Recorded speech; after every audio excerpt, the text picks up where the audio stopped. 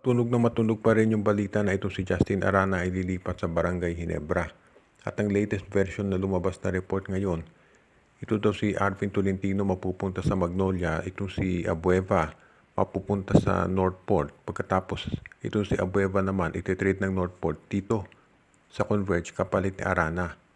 And of course, alam natin na kapag si Arana nasa Northport na, ibibigay yan sa Ginebra. Sa tingin ko talaga itong report na to hindi matitigil dahil nga dito sa mga nagiging moves ng management ng Converge. Ang dami na kasi nilang mga top players na pinakawalan dyan. At ang natitira na lamang talaga si Alex Stockton at itong si Justin Arana. At itong si Stockton gusto na rin umalis. Si Adrian Wong nga iniwan na itong team. So sa tingin ko talaga, itong si Justin Arana personally hindi yan ititrade ng Converge. Kapag ginawa yan ng Converge, ay might as well maging isa na silang farm team. Pero kung gagawin nga nilang ititrade si Arana, dapat ang hilingin nilang kapalit sa Ginebra, yung starter nito, for example, si Christian Stan Hardinger, dahil ganyan kataas ang value nitong si Justin Arana.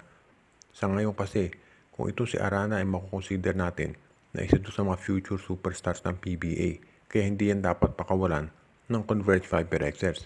Kung papakawalan naman nila, si Stan Hardinger dapat ang kapalit niyan kung lilipat siya sa Barangay Ginebra. Kaya abangan na lang natin kung ano magiging moves talaga nitong Converge FiberXers.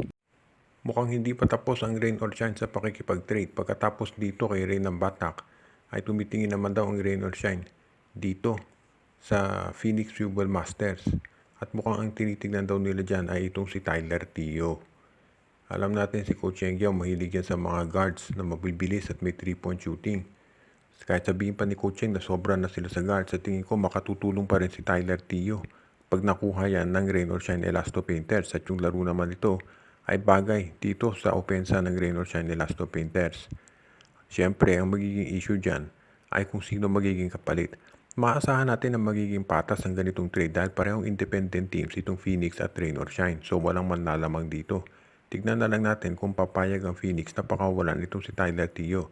Dahil napakahusay niyan at napakalaking bagay yung pagpunta niya dito sa Phoenix. Nakita naman natin kung gaano niya nabago yung sistema nila lalo na kapag gumagawa ng mga plays para sa kanilang naging import na si Jonathan Williams.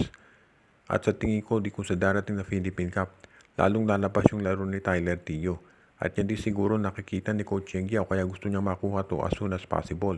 Pero hindi naman yan basta-basta pakakawalan ditong Phoenix Fuel Master. So abangan natin kung sino ang magiging kapalit nito. At ang maganda kasi dito, kung sakaling makuha yan ng Rain or Shine, sigurado na magiging sulit din naman yung hihilingin kapalit ng Phoenix Fuel.